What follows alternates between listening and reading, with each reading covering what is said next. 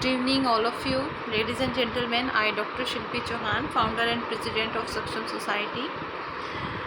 Welcome to all of you on the second day of 1 week certification program on research and techniques, organized by Saksham Society, a world record holder NGO, Jaipur, Rajasthan, in collaboration with the SS Jain Subodh Mahila Shikshak Prashikshan Mahavidyalaya, Jaipur, Rajasthan. And heartiest welcome to our coordinator partner Dr. Yadu Sharma ji, Dean Education and Principal SS Jain Subodh TT College Sanganer, Jaipur, Rajasthan. And heartiest welcome to our speaker of the day, Professor K.C. Vasisht sir, ex-dean, School of Education under the Pandit Madan Mohan Malviya, National Mission on Teachers and Teaching, MHRD, Government of India, Dayal Educational Institute, Deemed University, Dayal. So before start the session, I would like to introduce you, sir. Professor K.C. Vasisht sir, research interest are inclusive education, research methodology and educational psychology. He is a prolific writer and has 6 books to his credit, covering various areas of education.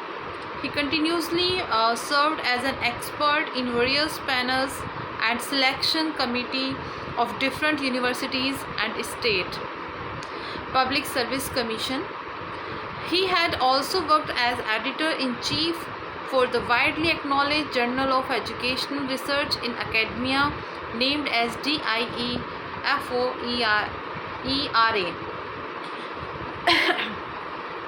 He also worked as a consultant in UNICEF project on tribal women's education in Madhya Pradesh. He is the life member of a number of reputed academic and educational bodies which Indian Science Congress, Indian Council of Social Science Research, Indian Environmental Association and Association of Teacher Education, etc. So we are here, heartiest welcome sir, and today we will discuss about sample size collection, and I would like to invite you, sir, to share your opinion and your thought and techniques. Over to you, sir.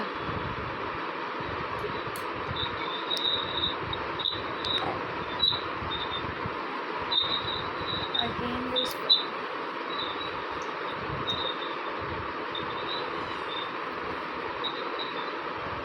sir, I think again voice is disturbing, I think.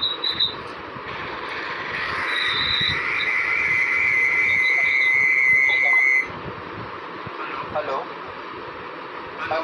हाँ ठीक है, okay sir. Please I am continue. audible now. Yes, please continue.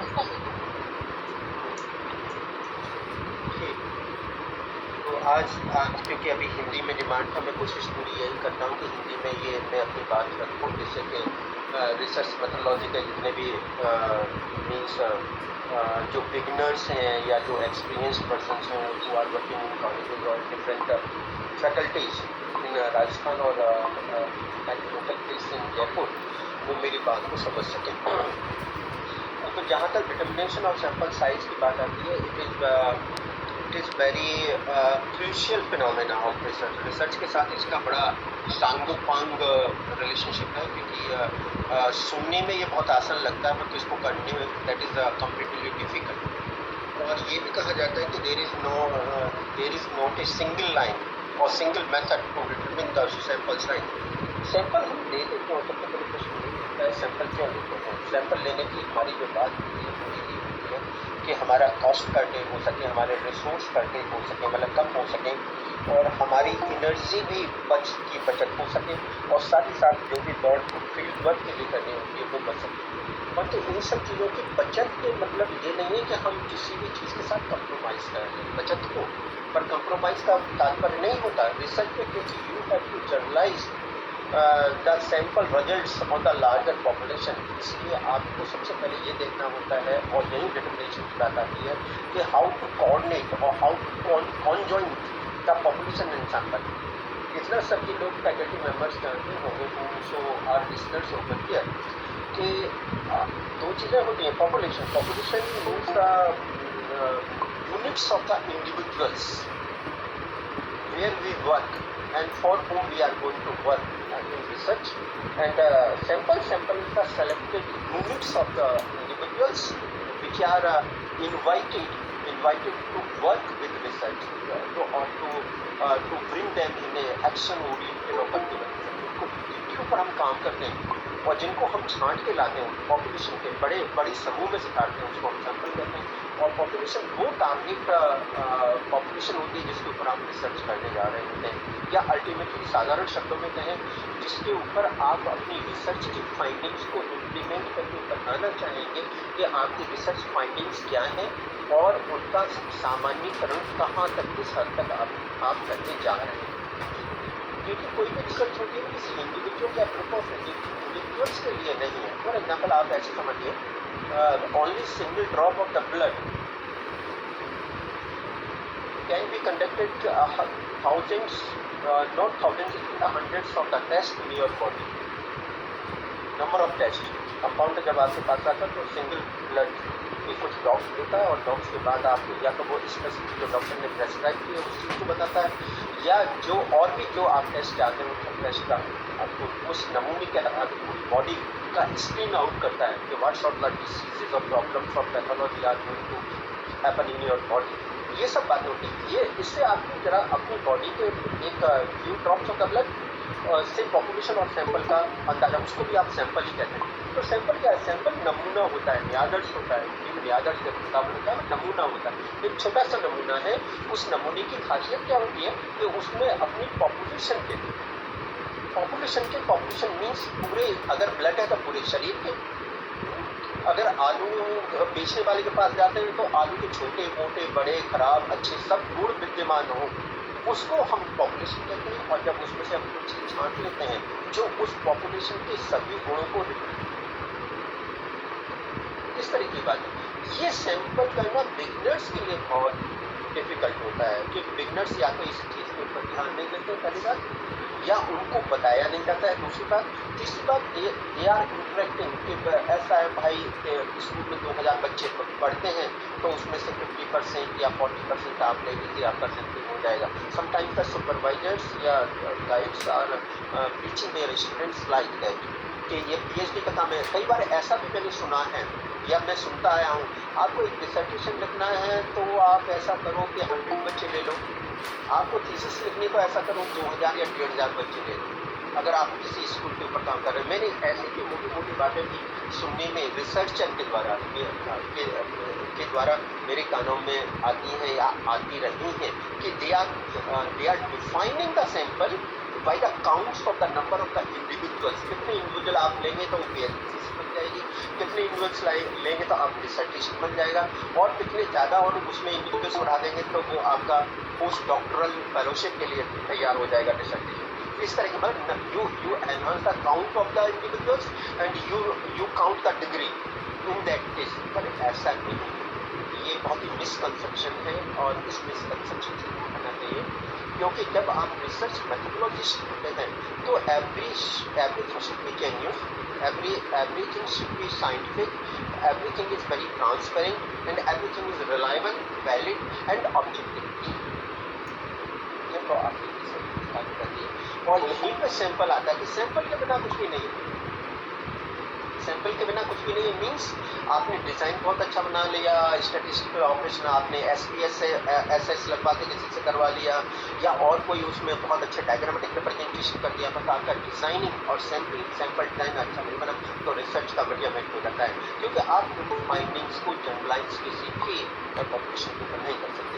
तीसरी बात क्या होती है, जब हम सैंपल का डिटर्मिनेशन करते हैं तो सबसे पहली बात आती है कि आपका पर्पज ऑफ रिसर्च क्या है, एम ऑफ रिसर्च क्या है, आपका लक्ष्य क्या है। दूसरी बात ये आती है कि आप इस जो रिसर्च को करने जा रहे हैं, जो एम्पिरिकल या परिमाणात्मक या गुणात्मक रिसर्च है, अनुसंधान है, तो उसको कौन सी पॉपुलेशन पर आप उसका क्रियान्वयन करेंगे। आपको ये भी ध्यान रखना होता है। तीसरी बात सबसे बड़ी आती है कि आपको ये भी ध्यान रखना होगा कि आपके रिसर्च डिज़ाइन क्या है। रिसर्च डिज़ाइन का मतलब है what type of the hypothesis you have formulated. आपने जो उपकल्पनाएं बनाई हैं या ऑब्जेक्टिव बनाए वो किस तरीके के हैं, और उनके लिए जो आप डिज़ाइनिंग कर रहे हैं, मतलब उनके लिए जो आपने स्टैटिस्टिकल एनालिसिस या स्टैटिस्टिकल सांख्यिकीय जैकेट जो बनाया है, डिज़ाइन जो बनाया है, वो डिज़ाइन उन ऑब्जेक्टिव्स को या उपकल्पनाओं को कैसे यूज़ करता है, होता है, ये आपको आना चाहिए। ये जब चीज़ें आपको आएंगी या आपके ध्यान में होगा कि आप, और तीसरी चौथी बात होती है कि आप इन सभी रिजल्ट को कैसे, जो जनसंख्या है उसके ऊपर, या कैसे आप उसको इम्प्लीमेंट करके क्रियान्वित करेंगे या उनका सामान्यीकरण करेंगे। जिस चीज़ का हम सामान्यीकरण नहीं कर पाते वो चीज़ें ऑटोमेटिकली हो जाती है, चाहे वो अनुसंधान या मार्केट का कोई प्रोडक्ट हो या आपके घर का और कोई चीज़ ऐसी हो जिसकी यूटिलिटी नहीं है, जिसको आप जनरलाइज नहीं कर सकते, जिसका उपयोग नहीं कर सकते, वो ऑटोमेटिकली खत्म हो जाती है। इसलिए रिसर्च के अंदर सैम्पलिंग और सैंपल का सिलेक्शन करना एक बहुत ही बुनियादी आवश्यकता होती है। अगर मैं ये कहूँ कि ये रीढ़ की हड्डी की तरीके है, but good sample leading to good research and bad sample leading to bad, ये भी हम कह सकते हैं नो रिसर्च। कई बार दूसरी बात होती है कि सैंपल का जो सिलेक्शन होता है उसके अंदर बहुत से वेरिएंट्स भी काम करते हैं। आपका अपना मनोबल है, आपकी एनर्जी है, आपका प्रिसीजन है, आपकी एक्यूरेसी है, आपकी रिसोर्सेज है, और इसके अलावा आपकी ट्रेनिंग, आपके जो टीचर हैं या आप जिनको सिखाने जा रहे हैं या आपने जिनसे सीखी है रिसर्च, वो आपको कितना करते हैं और उनका मापदंड सैम्पलिंग सिलेक्शन करने में क्या है। इन सब चीज़ों का आगे जिंदगी आपके रिसर्च के ऊपर असर दिखाई देता है। तो जहाँ तक ये बात करते हैं तो ये तीन बातें हुई। पहली बात आपका पर्पस या एम ऑफ रिसर्च क्या है। दूसरी बात ये हुई कि आपके पास कितने रिसोर्सेज हैं। तीसरी बात है कि आपके पास डेटा एनालिसिस, हाइपोथेसिस और डेटा एनालिसिस को यूज़ करने के लिए क्या क्या आप मेथोडोलॉजी या रिसर्च या डिज़ाइन अप्लाई करेंगे। चौथी बात, आप उनका जनरलाइजेशन करेंगे। कैसे करेंगे? अगर ये 4 पॉइंट्स आपके दिमाग में हैं तो आप अपने रिसर्च को बहुत अच्छा बना सकते हैं और बहुत दूरगामी बना सकते हैं। दूरगामी से यहाँ पे तात्पर्य है कि एक अच्छी रिसर्च को सभी लोग एप्रिशिएट करते हैं जब उसका जनरलाइजेशन हम वास्तविक परिस्थितियों में करते हैं। अगर उसका जनरलाइजेशन या सामान्यीकरण नहीं हो सका या उसको सामान्यीकृत नहीं किया जा सकता, या आपके सैंपल के रिजल्ट किसी बड़े जिस पॉपुलेशन के ऊपर आपने काम किया उसके, तो वो सच व्यर्थ का प्रयास है। इस तरीके से हम ये बात करते हैं। अब परेशानी ये होती है कि एडिक्वेट साइज क्या हो, साइज कैसा हो, और इस सही साइज के लिए भी आपने तरह तरह के आपको बहुत से फॉर्मूले मिलेंगे। आपने कॉपरेट का नाम सुना होगा, किस का नाम सुना, सिनोविलिया का नाम सुना होगा। या number of the formula has been given for testing research things. इससे पहले मैं एक बात और बताना चाहूँगा कि जहाँ तक रिसर्च की बात आती है, आप जानते हैं कि रिसर्चेस को दो बड़े खंडों में बांटते हैं या 3 खंडों में बांटते हैं आजकल। तो अगर आपको रेगुलर आप पढ़ते और पढ़ाते हैं तो पहला तो qualitative research, second quantitative research, इसमें क्वांटिटेटिव मतलब क्वालिटेटिव और क्वांटिटेटिव। जब हम क्वालिटेटिव की बात करते हैं तो नेचुरली उसमें प्रोबेबिलिटी सैम्पलिंग की तो कोई प्रयास हो ही नहीं सकता। क्वालिटेटिव का मतलब ये होता है कि इन-डेप्थ स्टडीज होती हैं, बहुत छोटे सैंपल के ऊपर की जाती हैं या इंडिविजुअल्स के ऊपर की जाती हैं। तीसरी बात, इनका जो है डीप एक्सप्लोरेशन होता है। चौथी बात, उनके ऊपर स्टैटिस्टिकल फिनोमिना, हम सीरियल स्टैटिस्टिकल जैकेट से सीरियल स्टैटिस्टिकल फिनोमिना को इंप्लीमेंट करते हैं, इसलिए इसका नाम गुणात्मक होता है। क्योंकि ये एट्रीब्यूट्स को, चाहे वो इकोलॉजिकल रिसर्च हो, चाहे फेनोमोलॉजिकल रिसर्च हो, चाहे ग्राउंड वर्क रिसर्चेस हो, ये जितने भी क्वालिटेटिव रिसर्चेस की मेथोडोलॉजीज हैं, सबके अंदर इन डेप्थ स्टडीज को हम जोड़ देते हैं, जो या तो मीन्स एथनोग्राफिक स्टडीज़ हैं, जो कि आप जानते हैं, जो निरसन वाली, या जो आपको आदिवासी सेटअप के अंदर या दूसरे रिमोट एरिया में जो जनजातियाँ हैं तो उन पर हम ज़्यादातर संपन्न करते हैं, या जो ज्योग्राफिकली या किसी टाइम स्लॉट में हमसे दूर हो गई है या हमसे मिलती जुलती जरूरत पर हमसे बहुत दूर है। तो ये आप जानते हैं कि इतनी आदिम जातियाँ हैं, उनसे मिलती जुलती हैं, उनके वर्किंग फंक्शंस और उनके रहन सहन, उनकी कल्चर, बेसिकली उनकी अपनी कल्चर है, उनकी अपनी भाषा, उनके तो ऐसी क्वालिटी रिसर्च है, चाहे वो एथनोग्राफिक है, चाहे फिनोमेनोलॉजिकल है, चाहे ग्राउंड वर्क रिसर्च है, उन सब के अंदर हम जो प्रोबेबिलिटी सैम्पलिंग की तो कोशिशें खत्म हो जाती हैं, इसलिए हम नहीं करते। दूसरी जगह क्वालिटेटिव सैम्पलिंग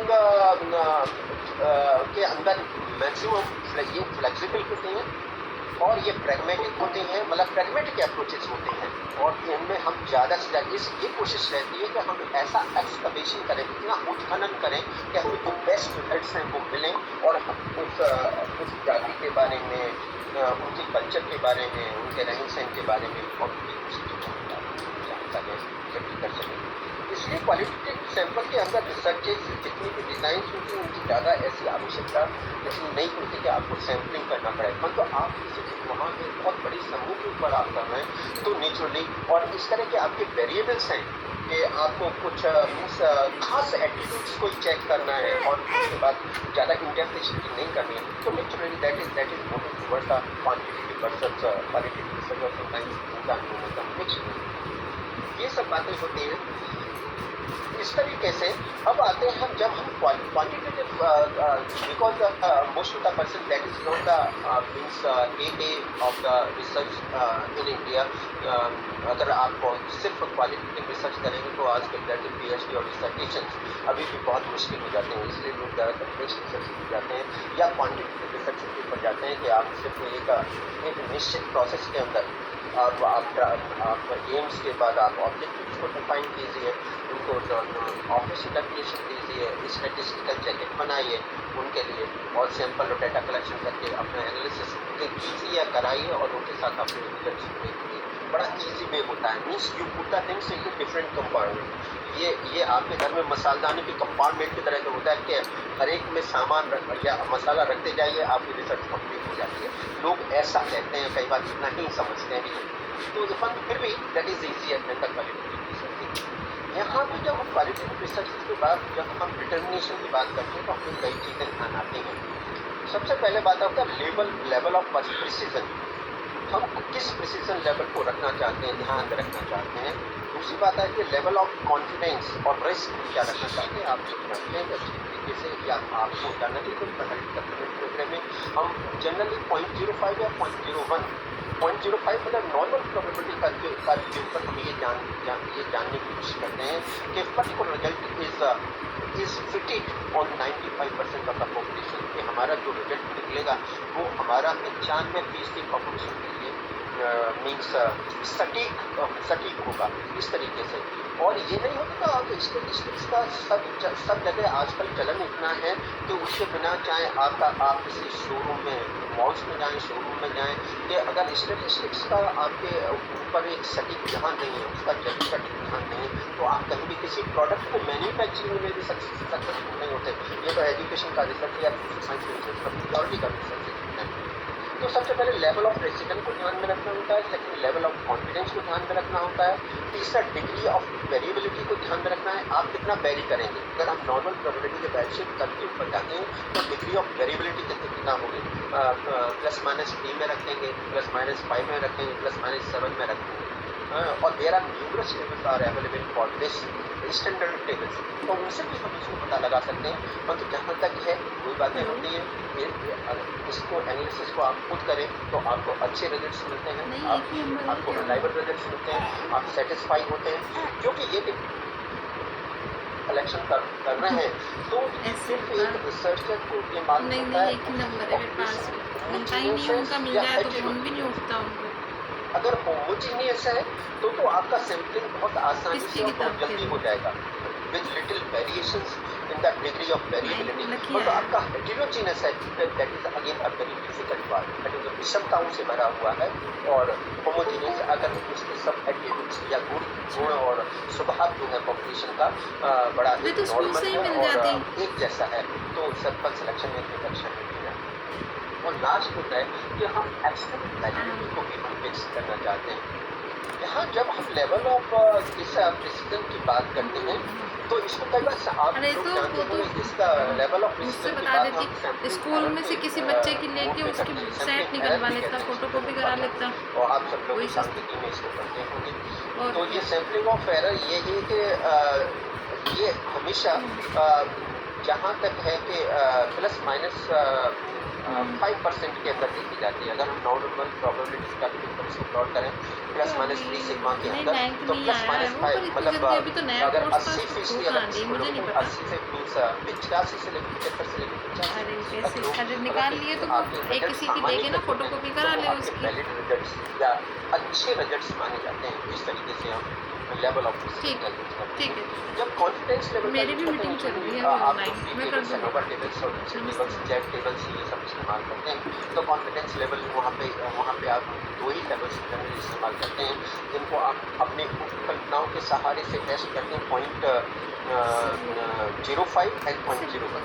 0.05 कागज का मतलब वो है कि आपके रिजल्ट्स 95% तू पॉपुलेशन भी ये बैठ ऐसे चल रहा है क्रियान्वित तो किए जा सकते हैं या ओए उन पर प्रभाव हार्ड डालते वर्ड्स हैं। लेके आ ले। और 0.01 की बात करते टाइम हैं वेस्ट तो करेगा रिपीटेबिलिटी तू टेस्ट दिन में होता है, करिए, एनोवा मैं टेस्ट मारूंगी होता है, तेरे। टेस्ट होता है। कैरम आपको बोर्ड ये तभी मालूम आएगा होता जब है वो काम कि कंप्लीट आप करेगा। एफ रेशो निकालने को तो अलग बात है, मतलब आप T plus T R values और इसके मीन्स निकाल रहे हैं तो आपको ये 99% तक आपको ये बात कंफर्म करके देता है कि the results are valid and reliable and it is implemented on the whole, almost on the whole population, except the very extreme points on the means extreme ends of the non-variable. जब हम degree of variability की बात करते हैं तो ये attributes के distribution को बताते हैं कि जो भी गुण धर्म है उनका डिस्ट्रीब्यूशन कैसा है, इस बात के ऊपर आगाज करते हैं। और इसलिए अगर मैंने पहले बताया था हेटेरोजेनियस सैंपल है तो इट इज वेरी डिफिकल्ट कि डिग्री ऑफ वेरिएशन उसमें बहुत ज़्यादा होगा और आपको फिर ज़्यादा एहतियात बरतना होगा। और अगर होमोजीनियस है तो आप बड़ा स्मूथली आप सैंपल को सेलेक्ट कर सकते हैं अपने रिसर्च के लिए। तो आप ये एक बात और मैं कहना चाहूँगा कि इसमें as soon as you are growing in the field of research आपको ये पॉपुलेशन का ज्ञान कई बार ऐसा होता है आत्मिक ज्ञान की तरीके से आपके एक्सपीरियंस के साथ ये जोड़ता चला जाता है। और अगर कोई population for example you see the colleges in different cities, there is a elite schools, आप एलिट स्कूल्स को एक जनरल पब्लिक स्कूल के साथ कंपेयर नहीं कर सकते।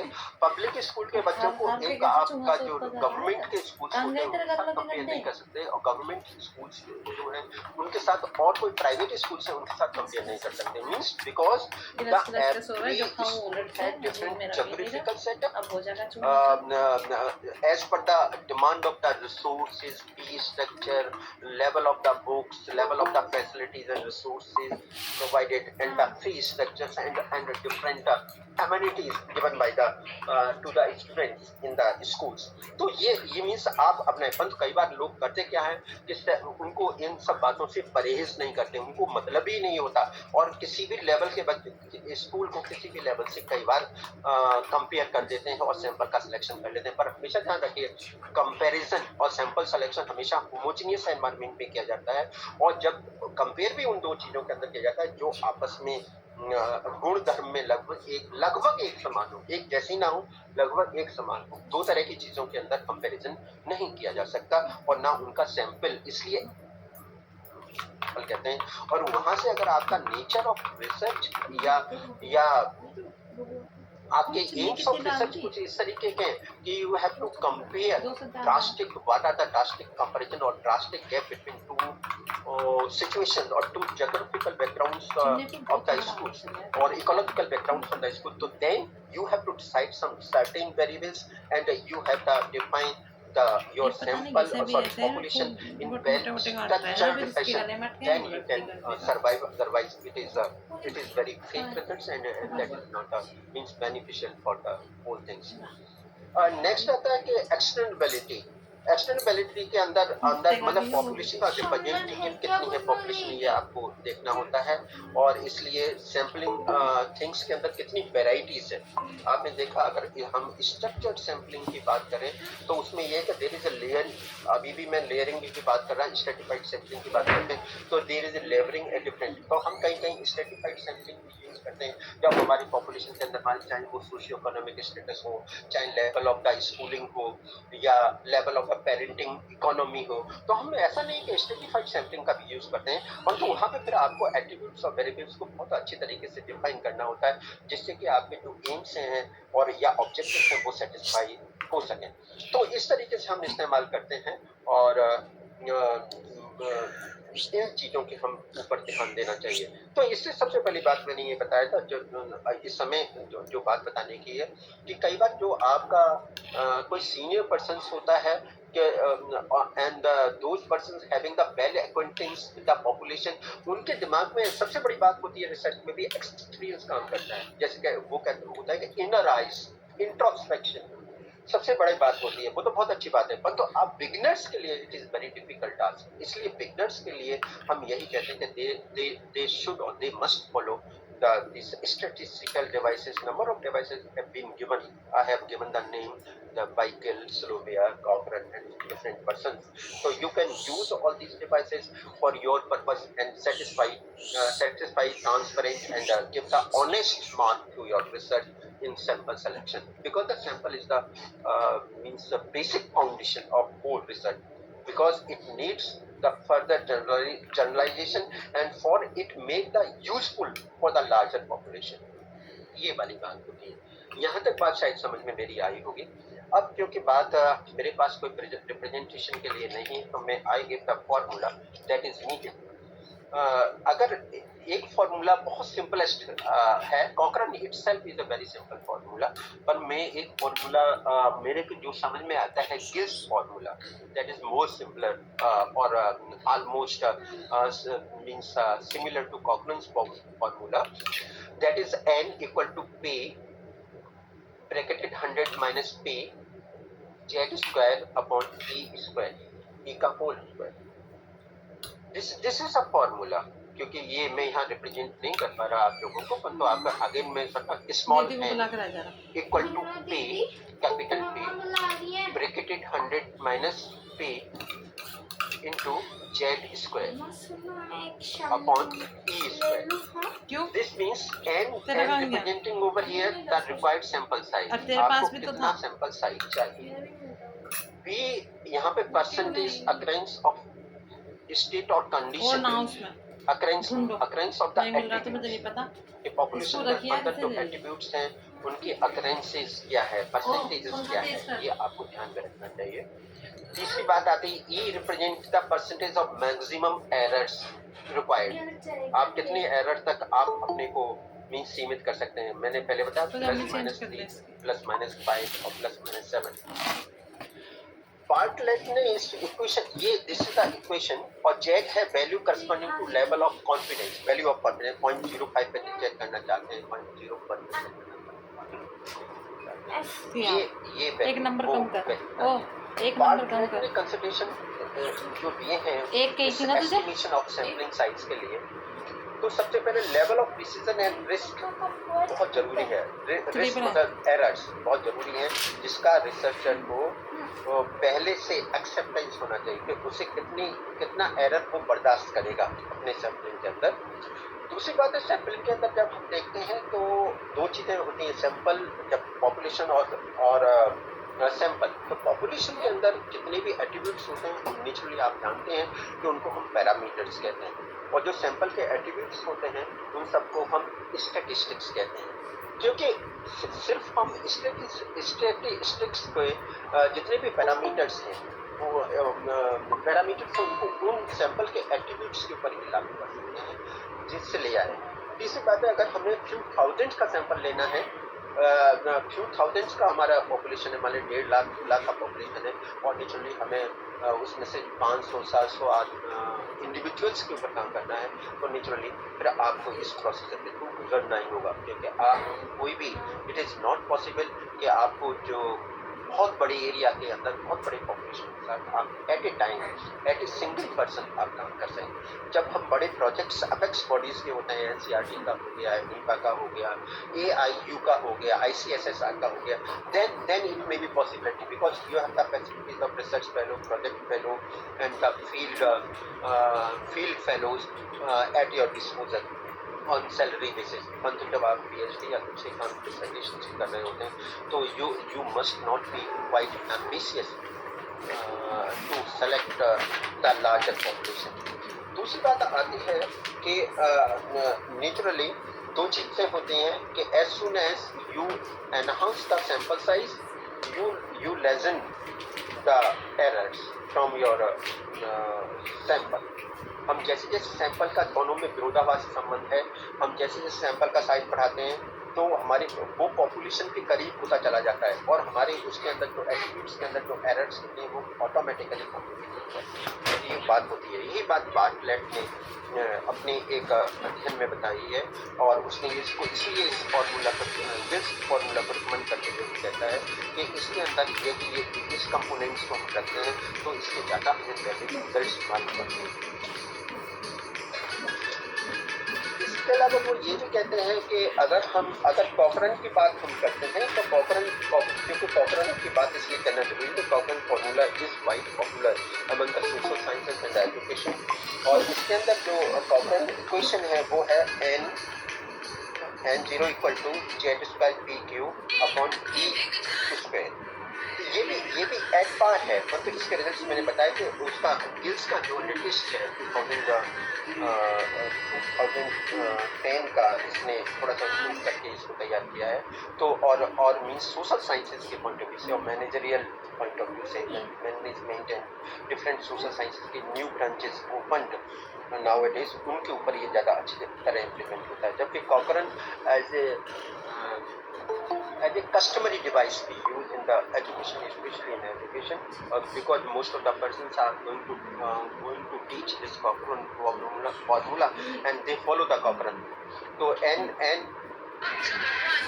E²। इसमें अगर इनका भी हम वो डिटेल आपको बताते हैं तो यही है कि Z² है normal cut, that cuts off an area on the basis up to the tell.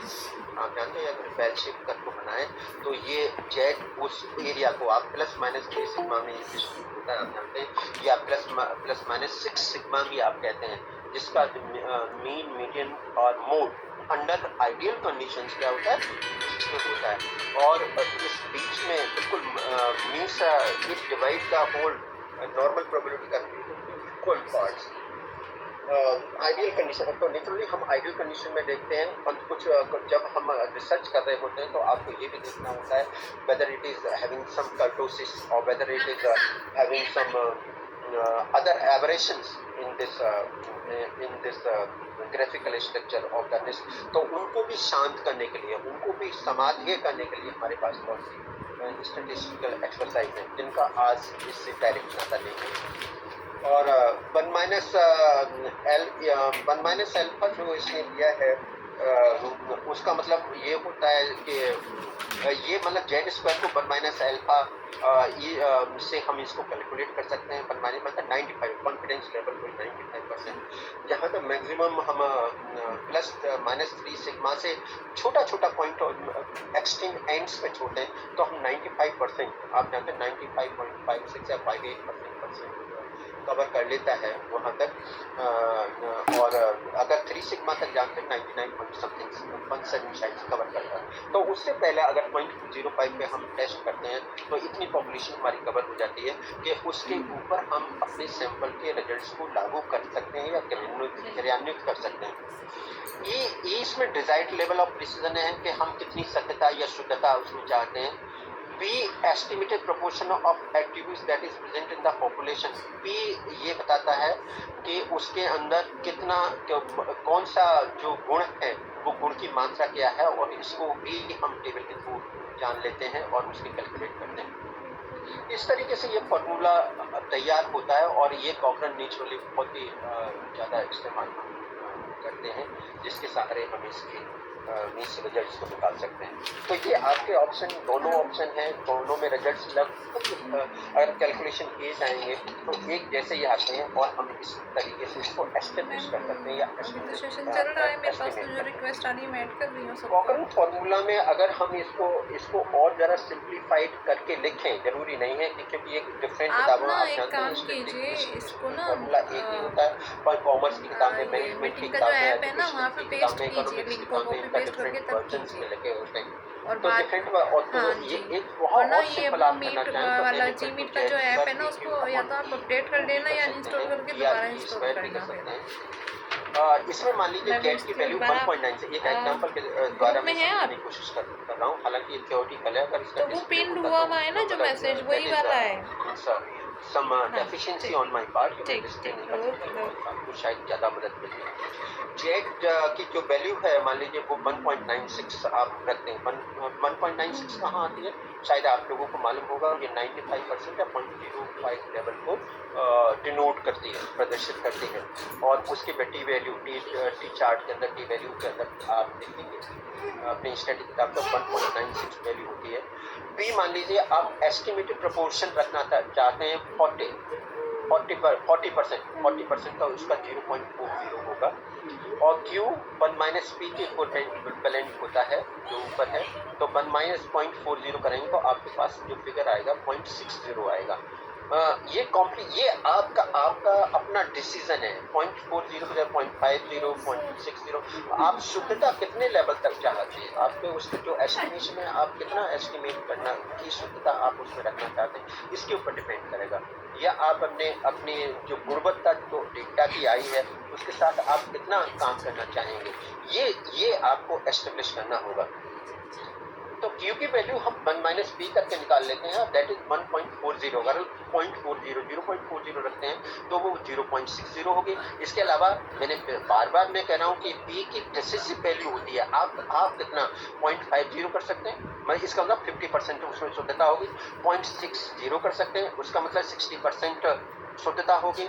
70% कर सकते हैं, 80%, ये आपके ऊपर निर्भर है। परंतु ऐसा भी नहीं कि आप अनाप शनाप कर दें, that is not possible, because sampling का अभिप्राय ही खत्म हो जाएगा। हम सैम्पलिंग ही क्यों करेंगे, फिर तो पूरी पॉपुलेशन के ऊपर हम काम कर लें धीरे, ऐसा नहीं होता। परंतु जब अगर आप इस फॉर्मूले के साथ काम कर रहे हैं तो आपको शुद्ध 30%, 40% और मैक्सिमम 50% तक आप रख सकते हैं। 50% का मतलब है कि आपके रिजल्ट्स 50% पर्टिकुलर परिस्थिति में रिलायबल हैं, आप ऐसा सोच के चल रहे हैं। और equal to 0.03 margin of error, आप मार्जिन ऑफ एरर के, ये भी आपकी डेसिसिव वैल्यू है, आप मार्जिन ऑफ 30% रखना चाहते हैं। 0.03 का मतलब है यहाँ पे 30% आप मार्जिन ऑफ एरर रखना चाहते हैं, इसको आप 0.02 भी कर सकते हैं तो 20% हो जाएगा, 0.01 भी कर सकते हैं तो 10% हो जाएगा। तो इस तरीके से आप इन सब चीज़ों को कर सकते हैं।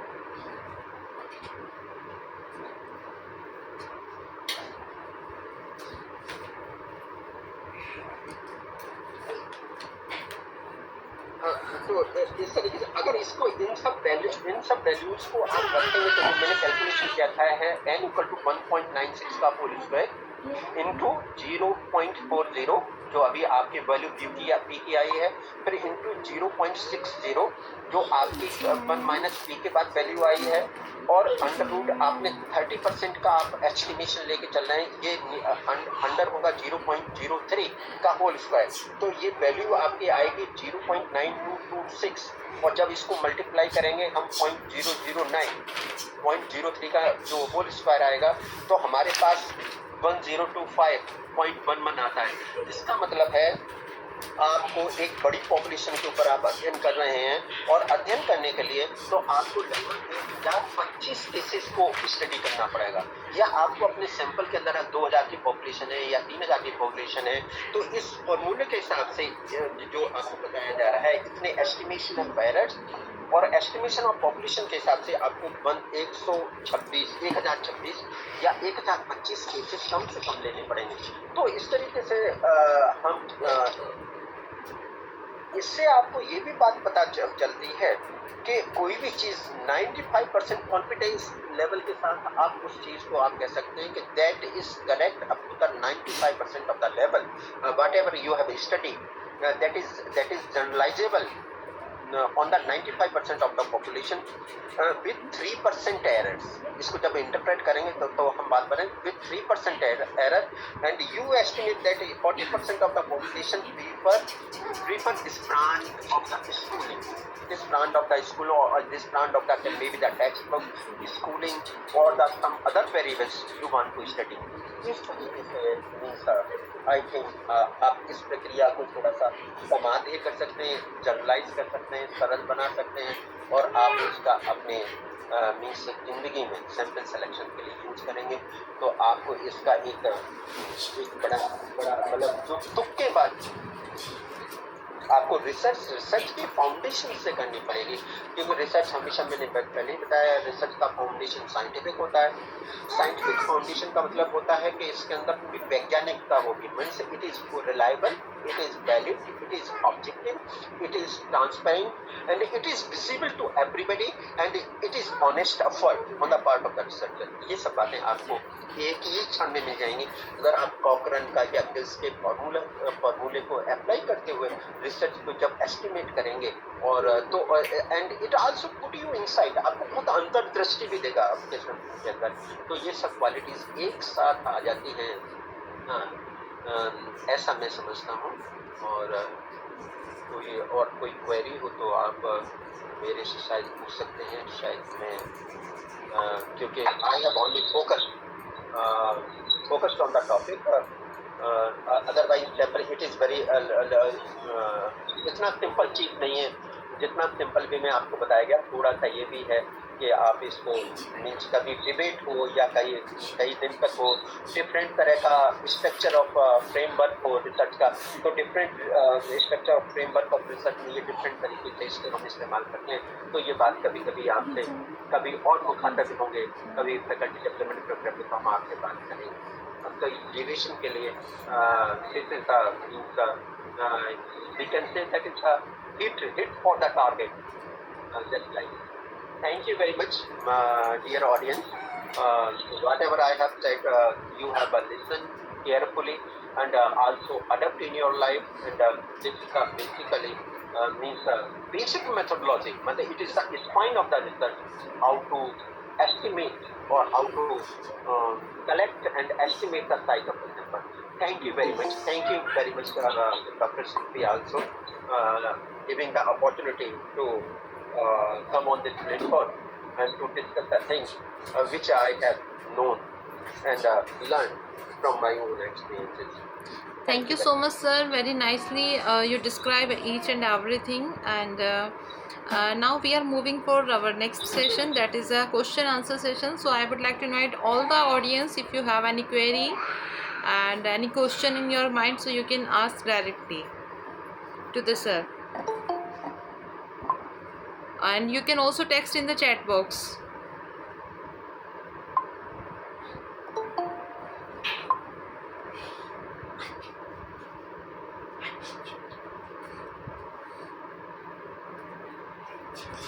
Anyone? Okay, so I think there is no any query right now, and thank you, sir, once again on behalf of both organization, and thanks to all participants. Tomorrow we will have again session with the sir. So sir, we'll catch you tomorrow once again, and thank you all for giving your valuable time, and thank you so much, sir, for being with us. Thank you so much.